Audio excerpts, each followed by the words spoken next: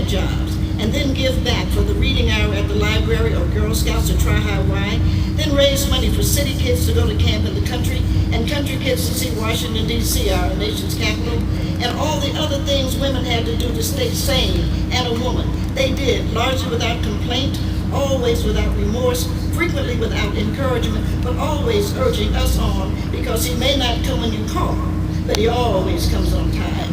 And we have to be ready for any number of calls. To lead 100 slaves to freedom, to report a lynching, to pilot an airplane, to guide 9 children through a murderous mob, to sculpt, to write novels and plays and poems, to dance all over Paris and defeat the Nazis with the courage of the Rainbow Tribe, to sing arias and those soul-cleansing blues, to do anything we are called to do, because nobody is better than you. And we believe that because of the conviction in those boys urging us on. But we accept the love, the challenge, the hope they offered, the necessity to remember, the vision to follow in their footsteps while blazing new trails. What we miss, the sight of those black women walking down sidewalk-less streets, carrying brown bags full of groceries or leftovers or winter clothes in summer and summer clothes in winter, chiding us for missing church, applauding us for schoolwork or the recital, acknowledging some small deed we did, finding something good and uplifting to say, urging us on.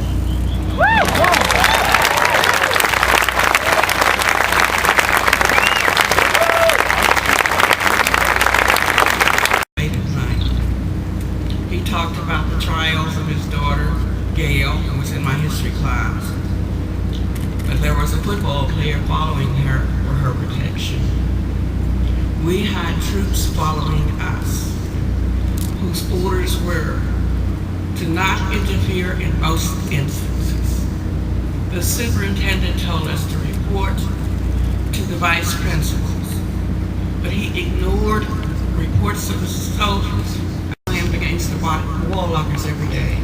And my only protection was my binder that I held close to my chest to protect that part of my body.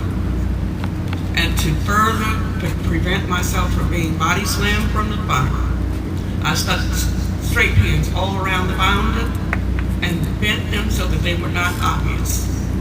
Very soon after that, a girl reported to the vice principal that I had scratched her. Meet mild Elizabeth scratched her? No, didn't happen. Let me share with you my view of history as recorded in the thesaurus. It's a chronicle record, documentation, account, annals, saga, diary, memories. We've heard from many, many memorists. The witness to the times, the messenger of antiquity. 50 years ago was not so long ago.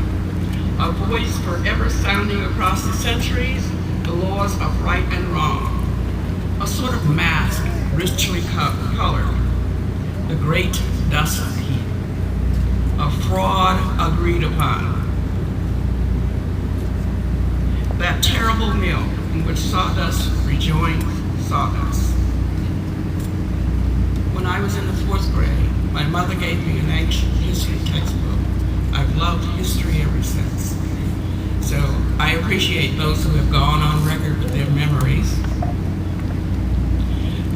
Among all of us, we've struggled to talk about the past. None of us talked about it for 25 to 30 years. I started walking through the painful past in the late 1990s when I began to hear things that were totally outside my experience. Today, I talk to students extemporaneously, and I try to be accurate as I read the books written by the historians of late. I read the biographies of late. I read all kinds of tales, and I am a habitual newspaper reader. So I am still dismayed when our local paper says